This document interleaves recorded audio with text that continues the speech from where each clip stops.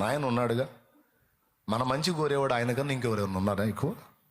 ఆయన సలహా తీసుకుందాం, ఓర్చుకుందాం, కొద్దిగా సంయమనం పాటిద్దాం, ఓపిక పడదాం. తాబేలు కుందేలు స్టోరీ ఎంతమందికి తెలుసు? ఏది ముందు పోయింది? చిన్నప్పుడు చదువుకున్నాక ఏది ముందు పోయింది? అదేంది స్పీడ్గా పోయేది? కుందేలుగా.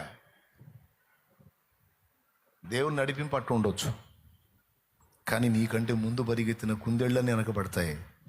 తాబేల్లాగా చిన్నగా నడుస్తున్న నువ్వే నంబర్ 1లో ఉంటావు.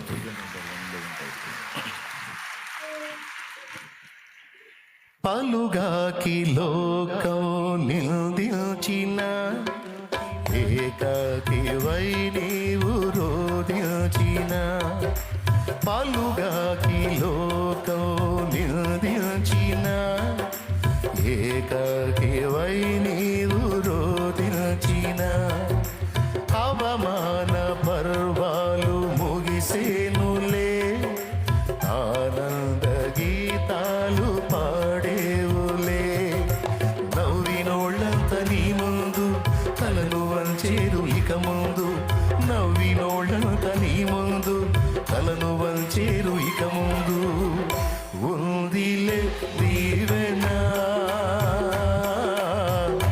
ఎందుక వేదన, పొందిన యాతన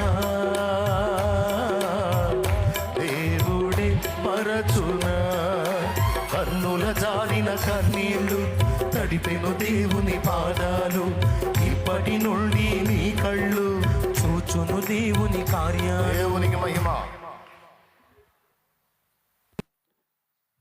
ఒకవేళ ఇప్పటికే దారి తప్పి తిరుగుతున్నావు తమ్ముడా, ఇక నుంచి అన్న లైన్లోకి రా, వచ్చి ఆయన కాపరిత్వం కింద నడుచుకో. అప్పుడు కింద వాగ్దానాలు ఏవైతే చెప్పాడో అవన్నీ నువ్వు ఒకటొకటి మొత్తం పొందుతావు. 5 వచనాలలో చెప్పబడిన 6 వచనాల్లో చెప్పబడిన వాగ్దానాలన్నీ మనం పొందాలంటే ఆయన కాపరిగా ఉండాలి, మనం ఆయన గొర్రె వలె లోబడాలి. ఆయన రథ సారథై ఉండాలి, మనము ఆయన రథాశ్వమై ఉండాలి. ఆయనకి ఇచ్చవచ్చినట్టు మనల్ని నడిపించాలి.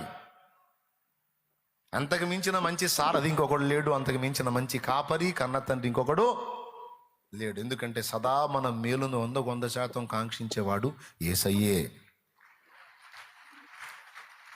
కొన్ని నీకు అర్థం కాకపోవచ్చు, అయినా సరే అది దేవుణ్ణి అడుగు. నాకు అర్థం కావట్లేదు తండ్రి, ఎందుకు ఆగమన్నావు?